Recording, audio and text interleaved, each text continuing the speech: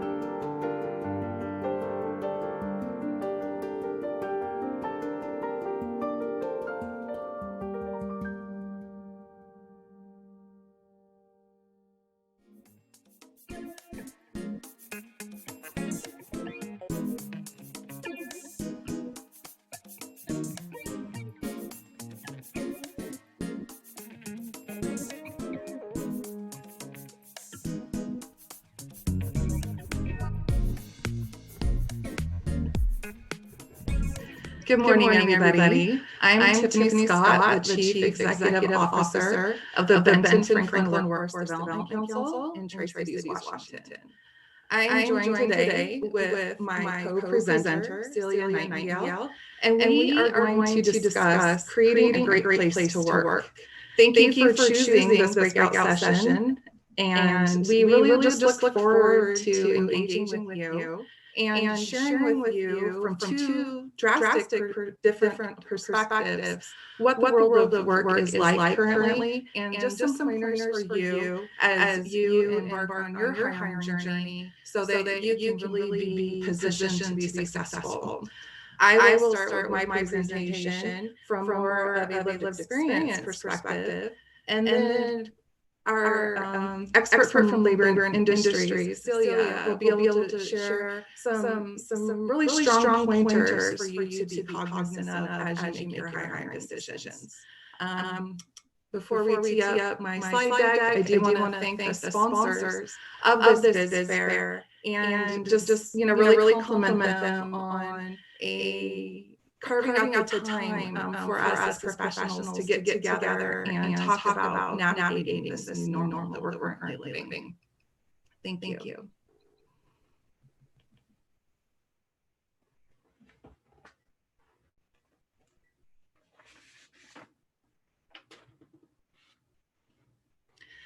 Again, just letting you know that I am talking solely from the perspective as a CEO of a local workforce development agency. I've worked intensely across the state, especially as of late during COVID. But for the intent of this presentation, I'm going to be speaking solely from Workforce Development Area 11 and my company, the Benton Franklin Workforce Development Council. Next slide, please.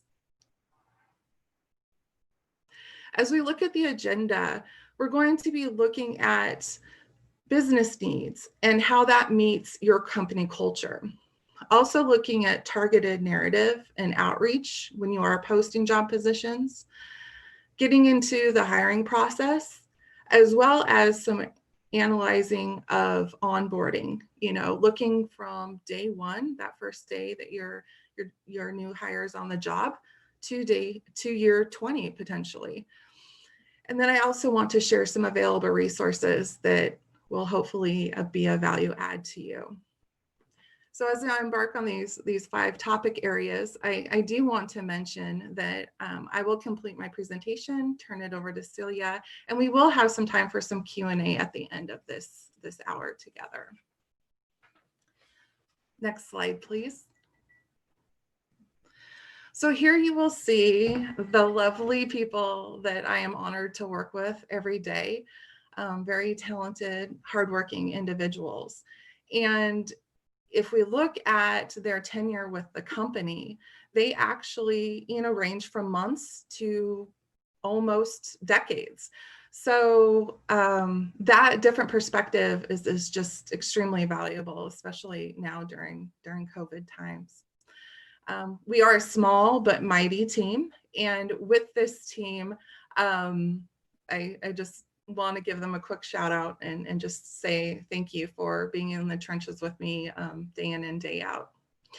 You know, when we look at the average employee based in the United States, they usually keep their job for about 3.5 years, while the global average is about 2.5 years. So the tenure with a specific employer is a little bit longer in the United States compared to the rest of the world. The median tenure for ages ranging 25 to 34 is about 3.2 years, while as we look at employees 65 and older, their tenure is 10.3 years.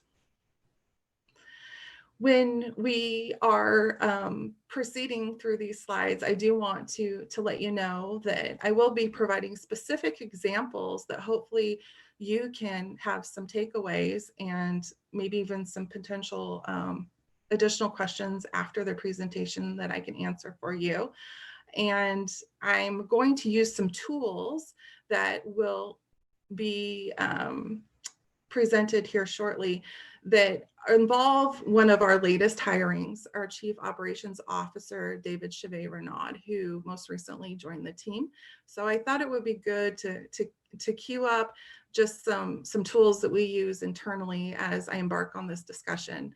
And a lot of this discussion will be based around some specific questions as well that you're going to want to ask yourself as you're hiring new staff. Next slide, please.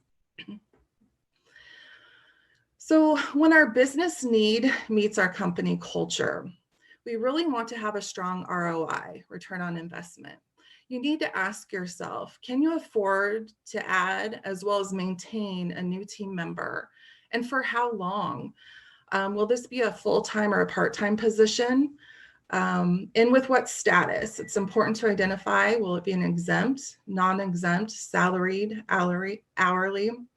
And will this position bring in more revenue for your company or perhaps fulfill an obligation to your partners or your customers? When we're developing the time frame, really decide on the ideal start date for your new hire and then work backwards from there.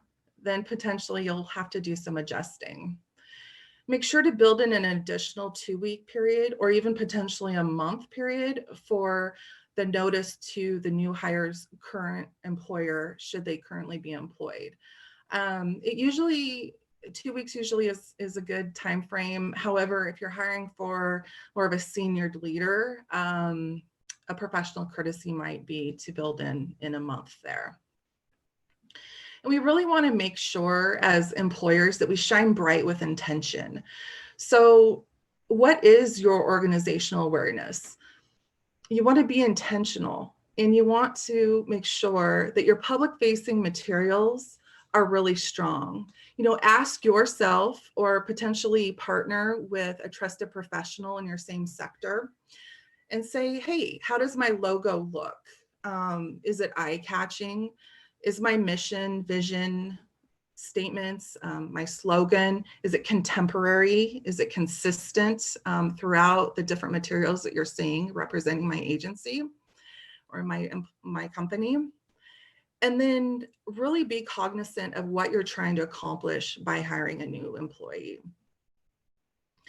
Then we have what I call extra essence. So when you're leading an organization or a company, you want to have that thing that separates you from someone else, right? And one thing that I do think is extremely important is to hire for fit. Should your job, your scope of work that you want your new employee to do during their job, should it be more technical and transactional in nature, then really make sure that you're aware of that going into the hiring process. And you want to vet those skills. And you want to make sure that they're assessed as well so that you can hit the ground running with your new employee. So making sure, going in, make those decisions. And perhaps you can hire for fits and then train for skill later. But again, just know what the plan of action is. And then also, it is important to have diversity of thought, diverse backgrounds, and diverse generations in the workforce. We're in a very interesting time where we do have 4 strong generations working in the workforce, and potentially an addition of the 5th, with Generation Z transitioning out of college and into the world of work. Next slide, please. Here I have an example of some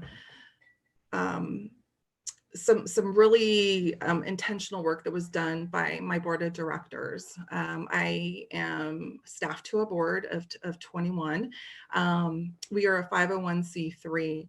And here is just a quick summary of some work that was done that really summarizes what my company is about, and it really guides us. I would encourage any entity that hasn't visited their mission and vision in the past 3 to 5 years, that you do that as soon as you can, just to make sure that it still meets the intention of your organization.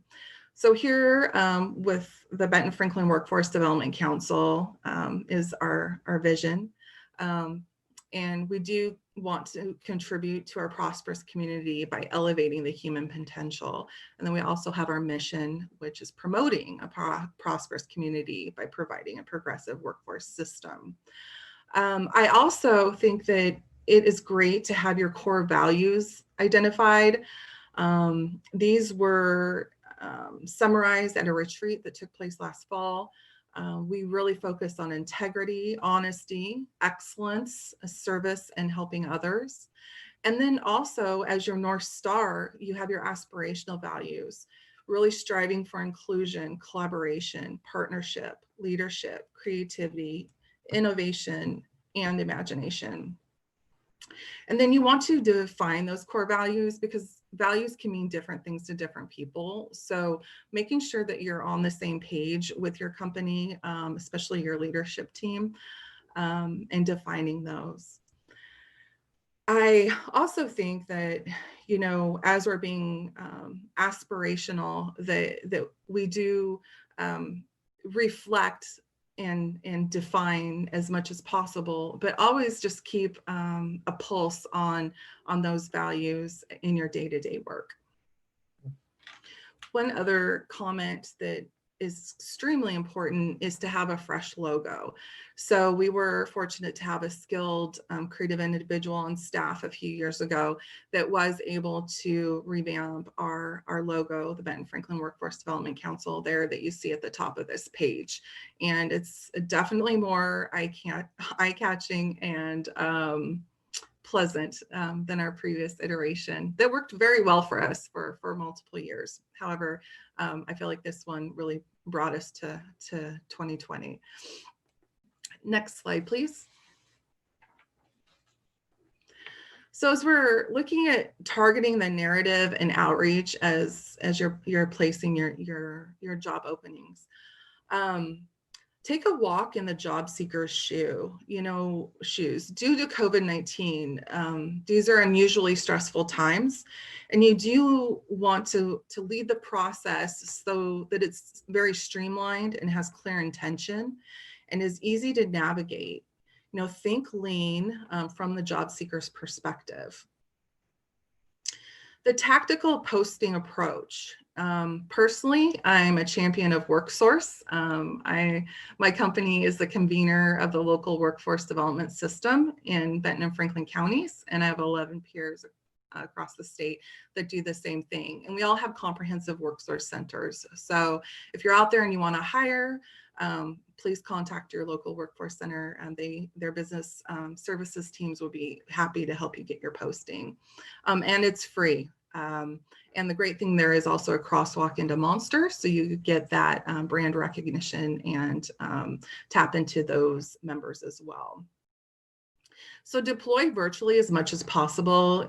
Utilize your website, Facebook, Twitter, LinkedIn, and also don't forget your own networks and electronic networks. Our most recent hire, David, was telling me yesterday that we as a company sent out notice to everyone we were connected with that we were hiring a COO, and then an individual that received our initial email forwarded that to him. So it's kind of like a warm hand up via email. So you just never know when you engage with your network who's going to end up with that that opportunity in front of them, and then they decide to apply.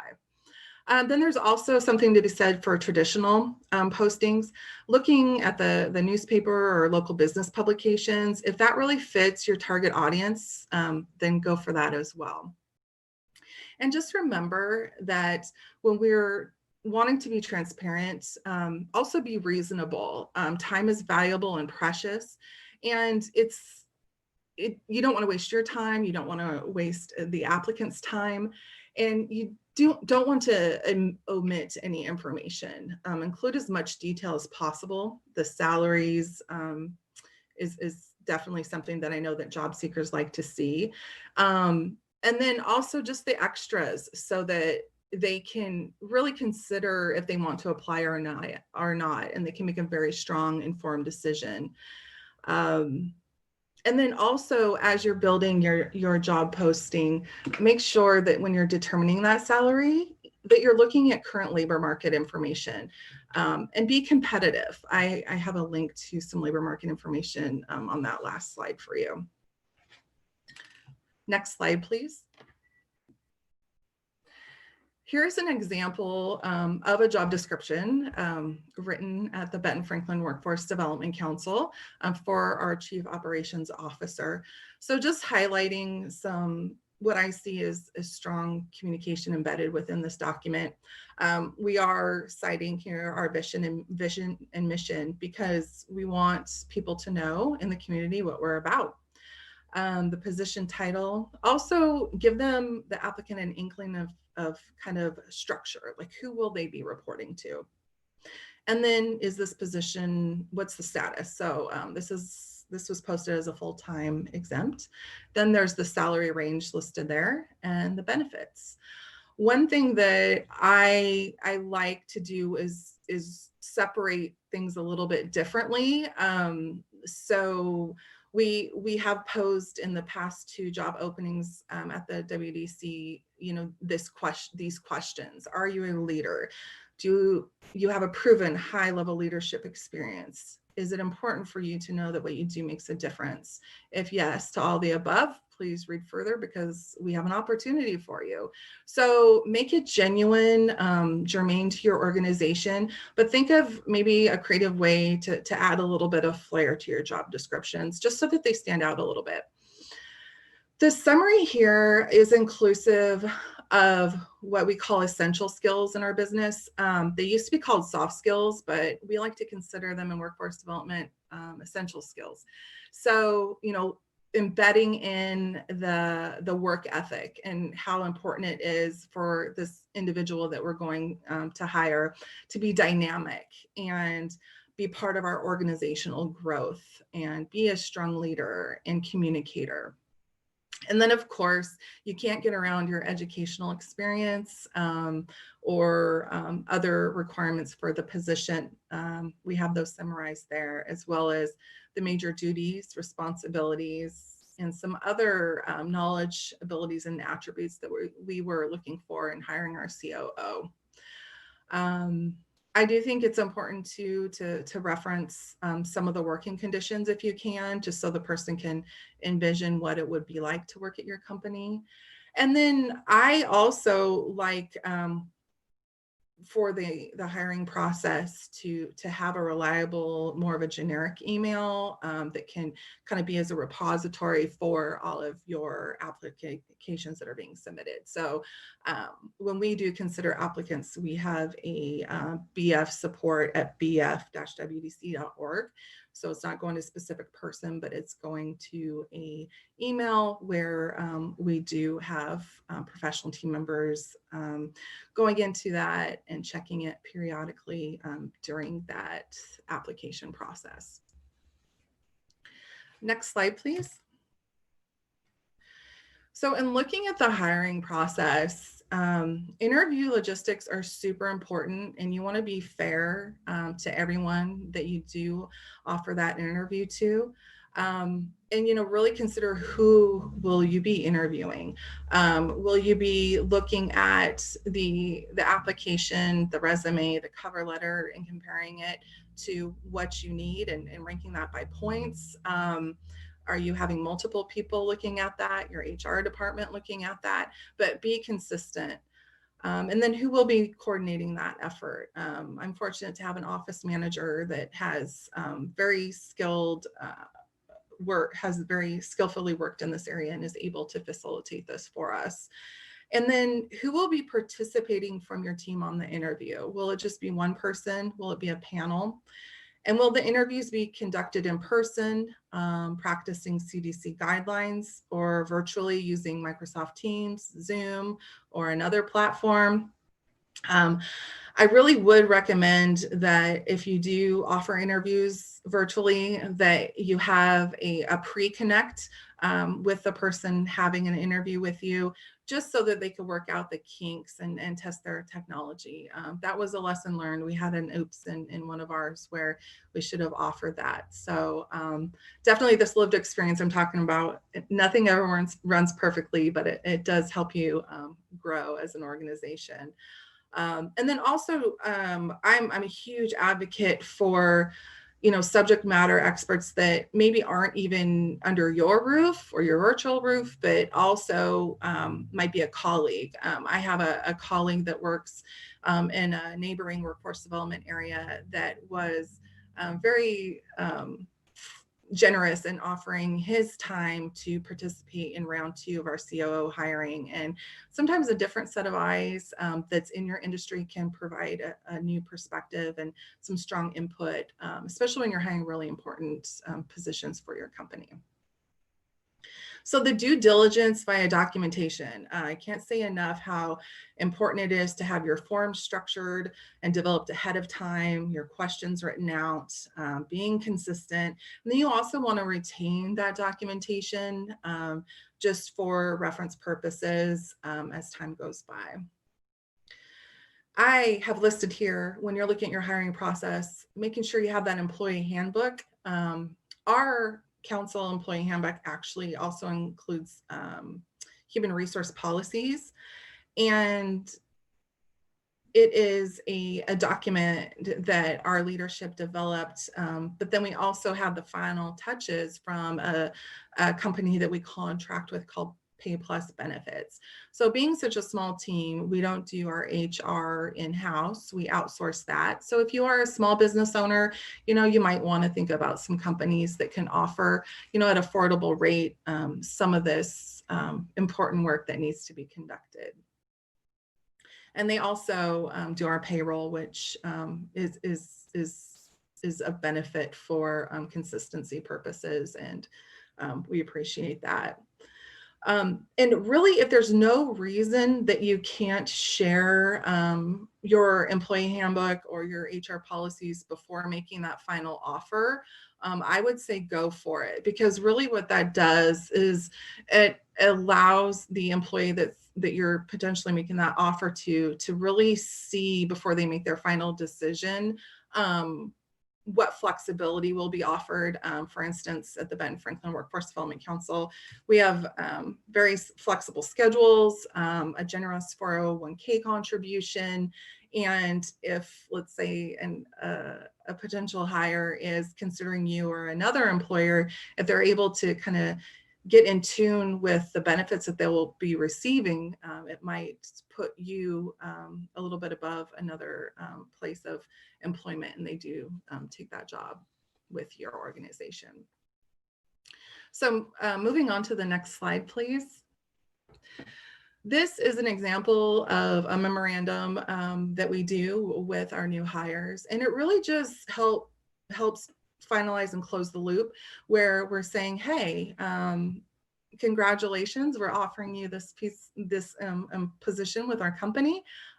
These are the details around your position, and commit with that signature. And then I sign as the CEO as well, and just really helps articulate those details, and then everyone knows kind of where we're going from there. Next slide, please. So here I put from day 1 to year 20, and the year 20 was kind of like my own little reference. I'm going to be hitting year 20 with the Benton Franklin Workforce Development Council here in February. So really exciting. I know it's kind of rare to work at the same place for 20 years, but I've had some phenomenal growth opportunity, and just find that it's a wonderful place to work. So when you're onboarding your new employee, you want to make a strong first impression and include an e-introduction. So making sure your other team members know that the individual has started, make sure that your system and your partners know that the individual has started. It just kind of sets that tone of being welcoming. And then also plan that your experts that need to help with the onboarding, like issuance of keys and tech needs, are available, as well as your trainers that need to help with getting things started. Training tools, you want to articulate in writing what the next day, week, month, quarter looks like for your new team member, and track accordingly so that nothing falls through the cracks. And also offer up resources for independent learning. And make a good timeline so that everyone's expectations are the same. And it's challenging to find time these days, but carve out the time, because I will tell you that setting up that connectivity sets a strong cadence for years to come. And then as we look at professional development, utilize best practices such as one-on-one connects with your new hire, weekly team meetings, full team meetings, and then also build in some fun. At the Workforce Development Council, we have quarterly connects, and they've been just really valuable even in this virtual world we're living in. I have pizza delivered to everyone's house, and we get on Zoom and just spend some time together and getting to know each other. That's really important when you have new faces on your team and you want to build that camaraderie. And then also make sure that you're giving ongoing feedback and asking if your new hire has questions, and also ensure that those appraisals are being conducted. And set those goals for your new hire and have them collaborate into that goal development so that they're invested. Make sure that there's mentorship, as well as those opportunities to celebrate the big wins as your new employee develops along their journey. Next slide, please. I'm getting really close on time, so I'm going to speed up this slide and just reference that this is an example of what we have constructed at the Workforce Development Council in Benton Franklin counties as a onboarding and training plan. You can make those separate if you like.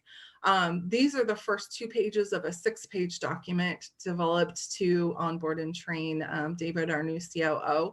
And there's different time earmarked for each of the specific topic areas that need to be trained or discussed with the new hire.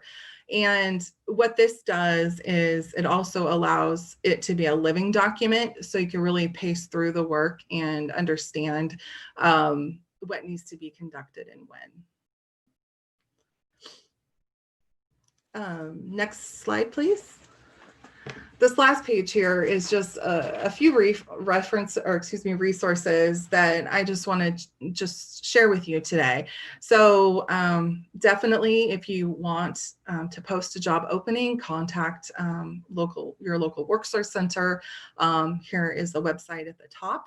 And then if you want to get an idea, a little bit more detail about the Benton Franklin Workforce Development Council and what we're about, you can visit our website and also find some good COVID resources, and also see how we use blogs to really promote different aspects of our hiring process.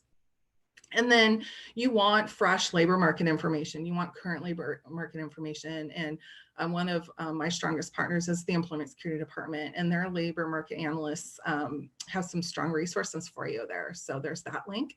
And then LinkedIn, you have so many opportunities, especially if you use LinkedIn Pro to really promote your agency, your company, you as individual professionals, and really tap into the resources that are out there.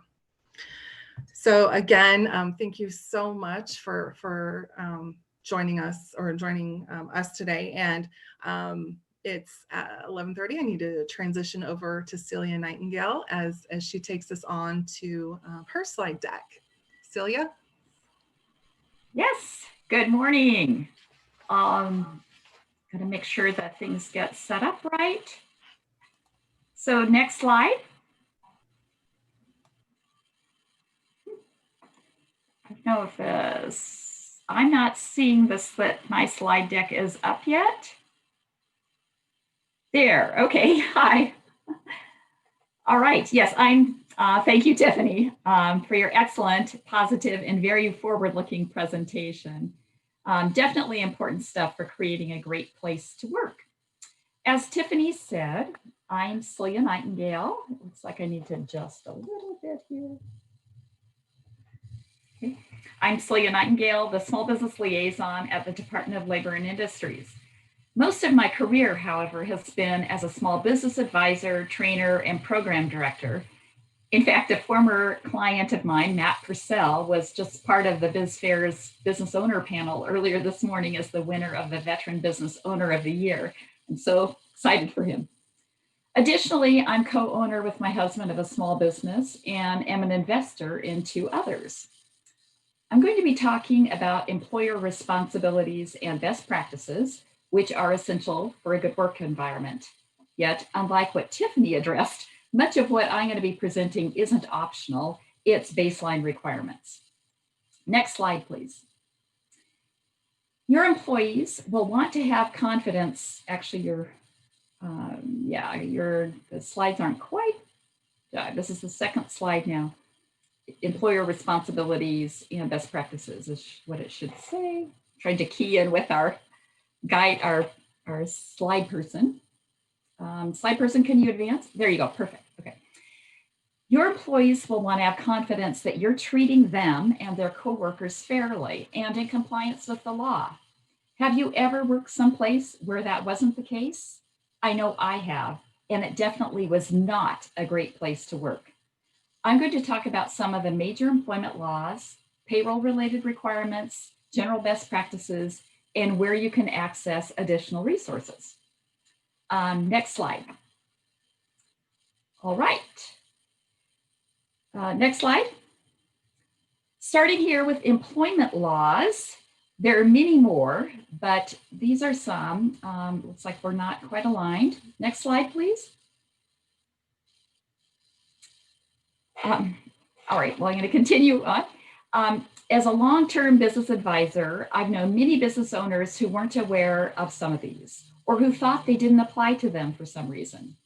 It's true that a couple laws don't kick on until you're a certain size, but most kick on even with one part-time or temporary employee. A best practice is to create a workplace where all of these are followed as the norm.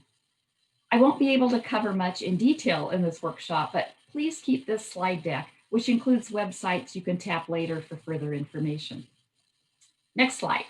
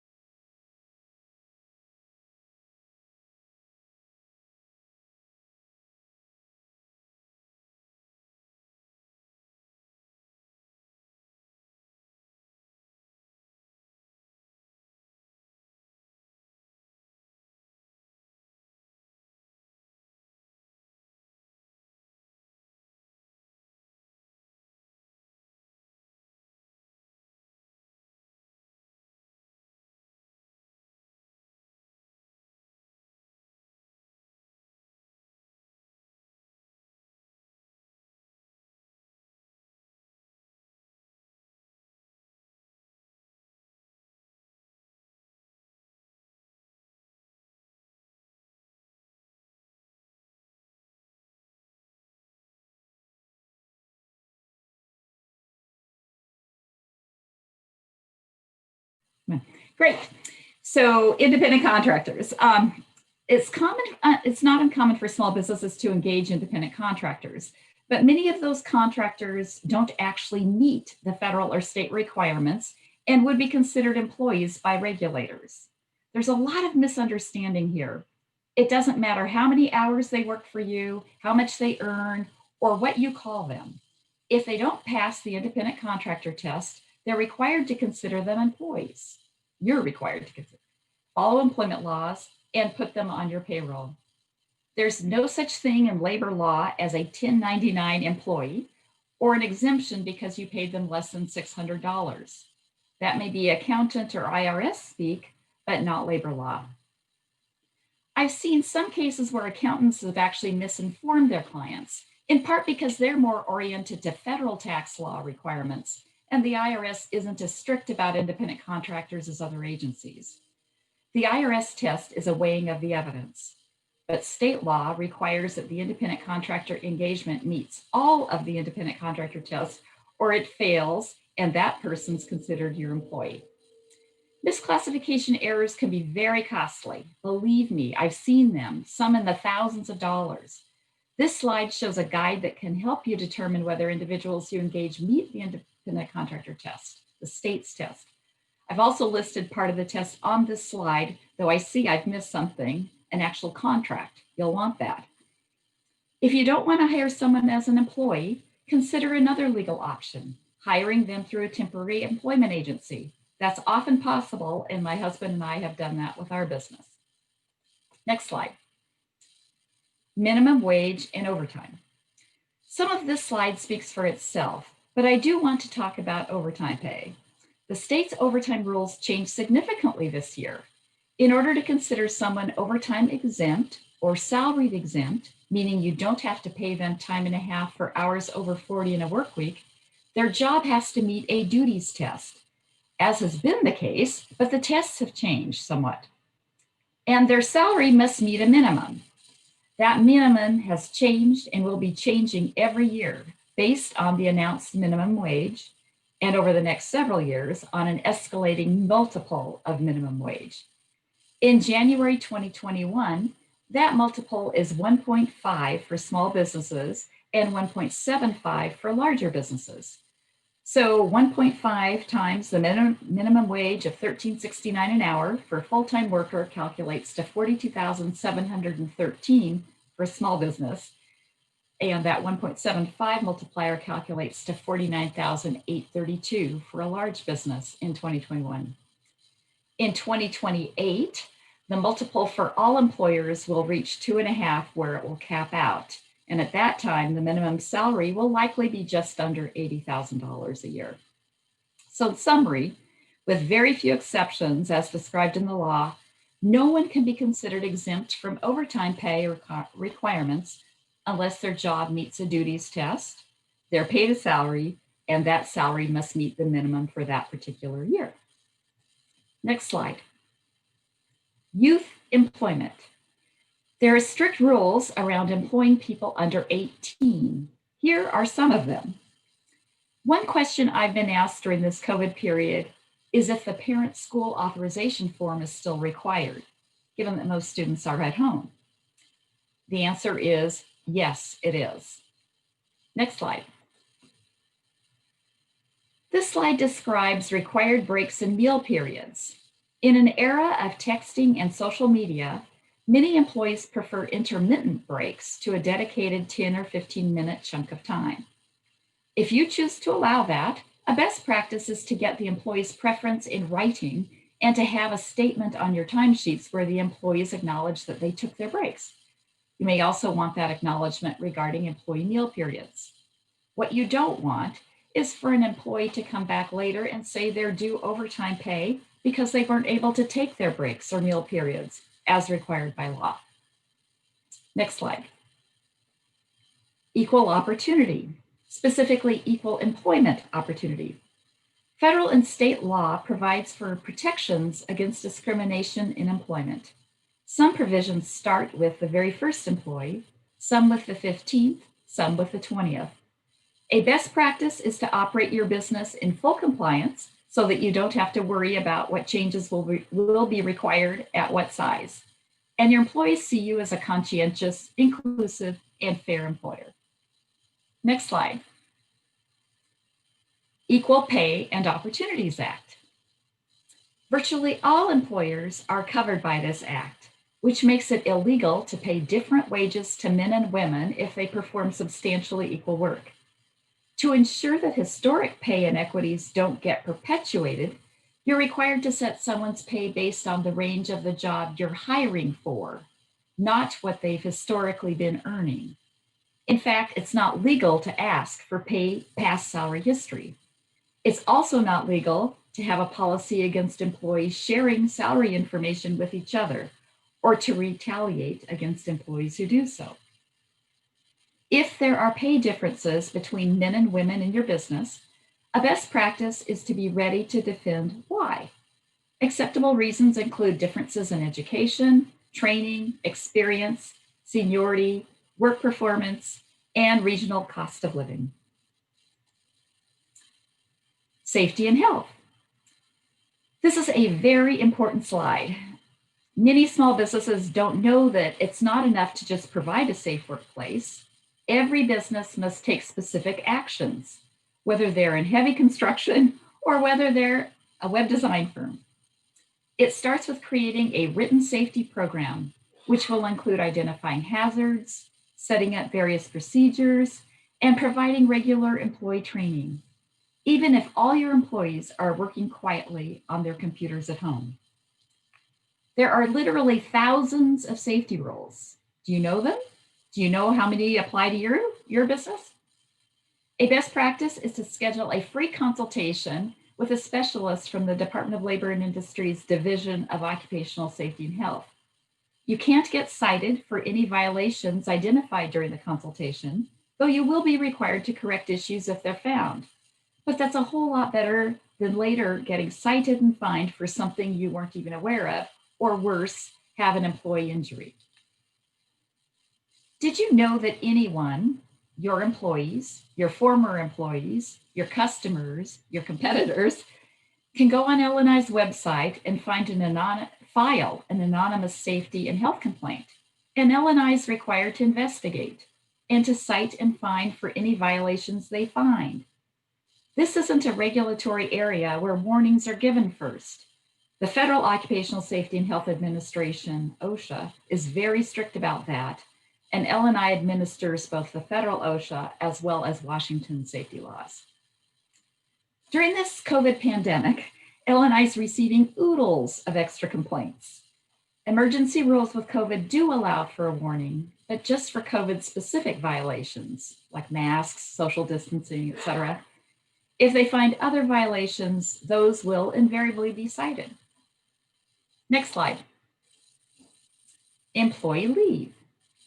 Washington is one of just a few states that has paid sick leave and paid family and medical leave requirements. Make sure you know them.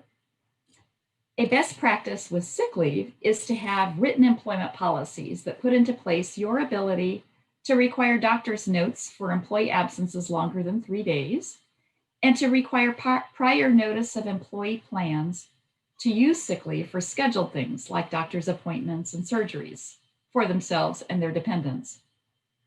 Sick leave can be used when employees need to care for kids, if schools or daycares are closed by health authorities, and for employees needing to take actions related to domestic violence. If you choose to merge sick leave and vacation leave into one pot of paid time off, or PTO, be clear that the state rules around sick leave may then apply to all that time, including the requirements that you can't wipe out accruals at year end. You have to allow employees to carry over at least 40 hours if they have it. Next slide. Here are some relatively new laws. There are now special requirements for employees in certain industries who work alone to keep them safe. Policies, trainings, and panic buttons are required. And there are limitations on an employee's ability to restrict an employee's outside earning potential. For example, non-compete agreements saying that your employees or independent contractors can't compete with your business after your relationship with them is terminated are only allowed if the individuals were well paid. By the way, the $100,000 and $250,000 numbers here are for 2020. They'll be increased in 2021 and each year thereafter by an inflation factor. Other types of agreements, such as non-disclosure, confidentiality, and non-solicitation, aren't affected. You can still have those. Next slide, please. Workplace posters. There are a number of required posters. L&I alone requires 3. Here's a link to a publication that tells you about various posters and how to get them. All the posters are free, so don't get fooled by mailings that say you need to pay some company for them. Many workplaces don't have the classic lunchroom or other gathering places to post the posters. A best practice is to mail or email them to your staff, keeping record that you did so, and re-email them or remail them annually and when updates are updated. Next slide, please.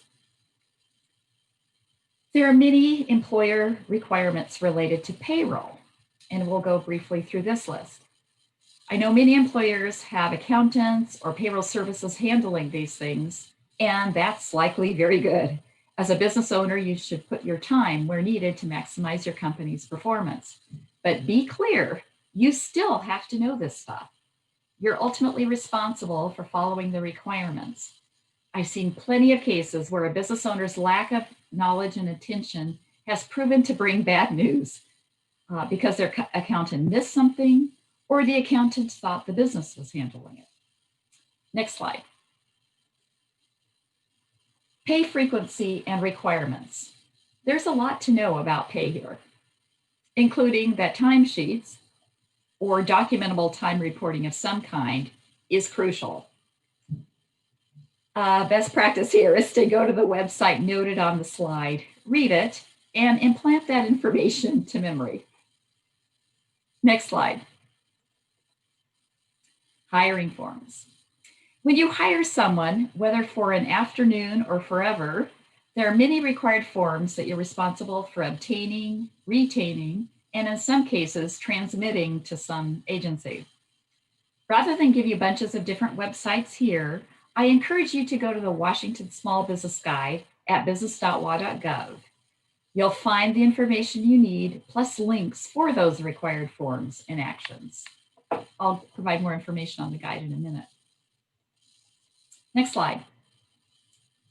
Payroll, taxes, and filings. In addition to forms and actions at hire, there are regular tax withholdings required from paychecks and quarterly filings and payments at federal and state levels. There are also some annual filings, such as the federal unemployment tax and W-2s. But as I said regarding the last slide, you don't need to take it all from this slide. Instead, go here. Next slide, please. Go here to business.wa.gov. This is the PDF version of the Small Business Guide, specifically the payroll chapter. I've clipped some of a chart from it where you'll see the payroll requirements, the purpose, action, and agency involved. It includes all the hyperlinks you could ever want in order to access needed information or forms. Next slide, please. Finally, with payroll, lots of records are required. You could be audited for taxes or investigated for equal pay, wage and hour, or other allegations by federal, state, and in a few cases, local agencies. So you'll want to ensure that you have what the agency may ask for.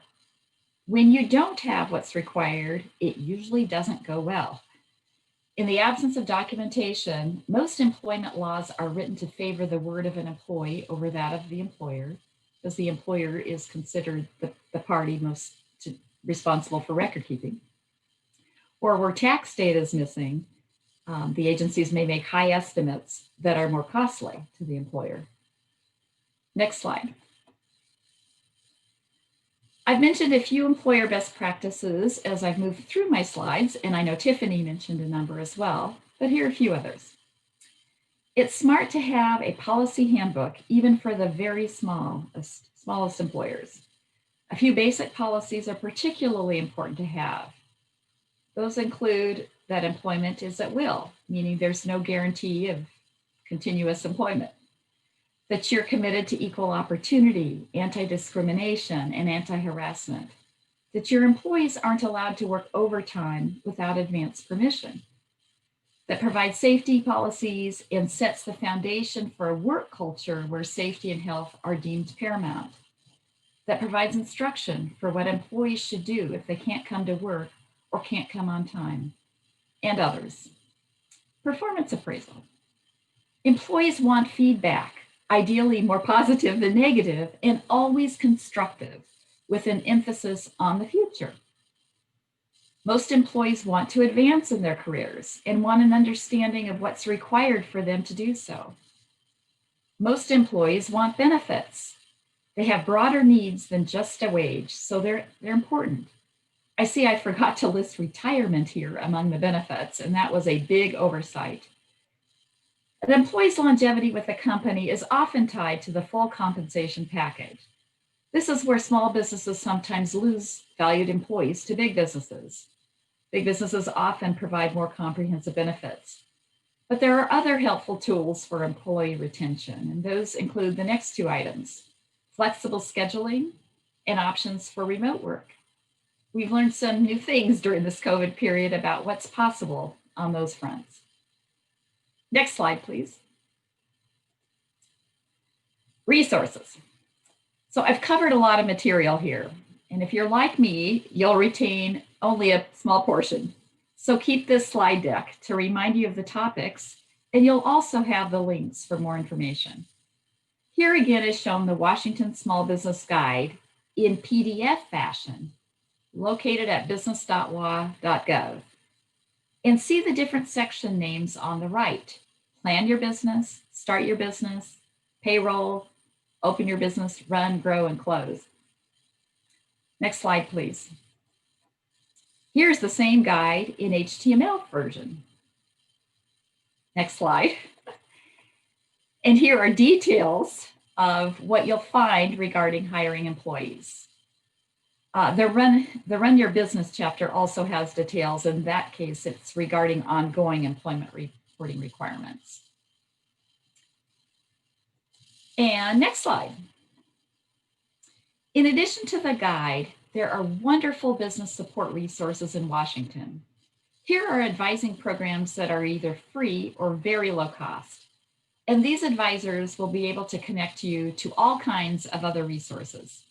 You can find many of them at BizFair's Business Resource Center. And next slide.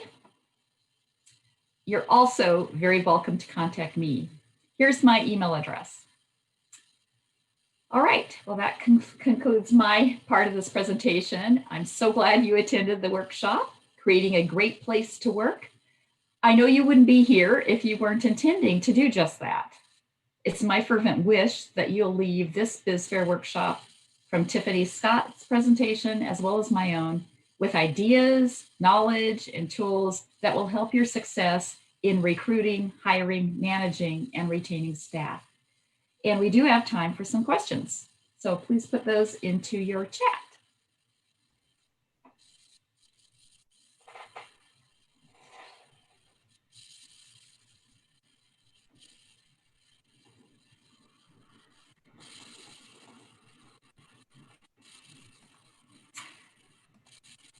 Okay. I have to make this bigger just a moment. Are you seeing that one, Celia? I am. Okay. Besides what you outlined for employee safety, are there employer requirements for employee safety if they're working remotely? It depends where they're working remotely.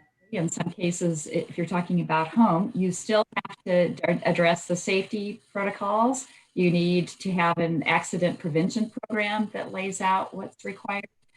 If that remote workplace could be a construction site, could be another facility, all of your safety program, your written safety program, needs to address what are the particular issues that and hazards calls for their work. So yes, I would welcome you to go to the LNI's.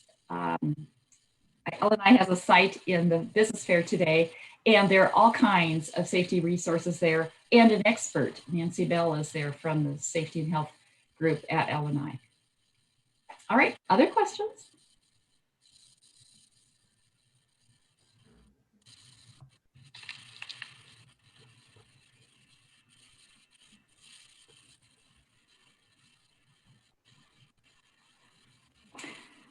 I see. I actually see another question. What's the difference in hiring family versus non-family? Well, unless that family member is an owner of the business, they are an employee, and all the employment laws are in effect. If they are an owner, part owner, and I mean officially so, then that is different. You don't have to, owners are not employees of the business. And I guess if you're a corporation, sometimes you treat them that way, but as far as the laws, you do not have to follow the laws for owners.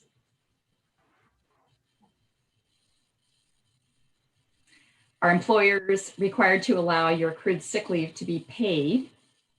And is there a cap? Accrued sick leave is paid if the absence, if they're using their sick leave, if they are meeting at termination, an employer does not have to pay off the accrual at termination. But if that employee comes back, is rehired, then you have to reinstate that if they're rehired within the year, reinstate their balance.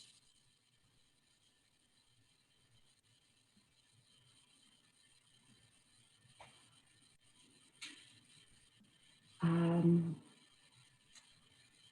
had a question here. Can we assume the home is a safe place for remote work?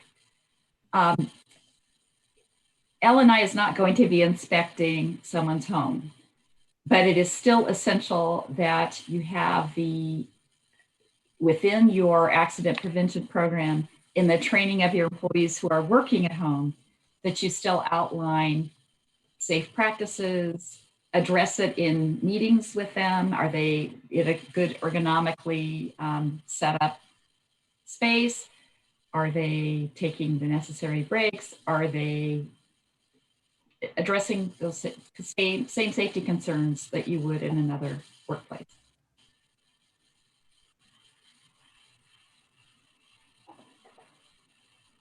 Maybe that's it.